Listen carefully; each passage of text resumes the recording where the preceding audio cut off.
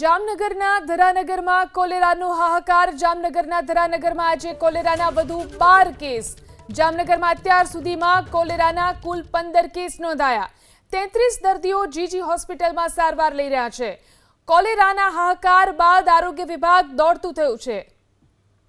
વધુ જાણકારી મેળવી અમારા સંવાદદાતા રવિ ફોન લાઈનથી જોડાયા છે। રવિ, કોલેરાના કેસમાં સતત વધારો થઈ રહ્યો છે કે આ પ્રકારની કામગીરી આ વિસ્તારમાં ચાલી રહી છે? બિલકુલ, જો વાત કરવામાં આવે તો જામનગર શહેરના ધરારનગર 1 અને 2 વિસ્તાર છે, તેમાં 2 દિવસ પૂર્વે કુલ 20 થી વધુ લોકોને ઝાડા ઉલટીના કેસો છે તે નોંધાતા તેઓને જીજી હોસ્પિટલ સારવાર અર્થે ખસેડવામાં આવ્યા હતા। જે લોકોને સારવારમાં ખસેડવામાં આવ્યા હતા તે પૈકીના 3 દર્દીઓનો ગઈકાલે કોલેરા રિપોર્ટ છે તે પોઝિટિવ આવ્યો હતો।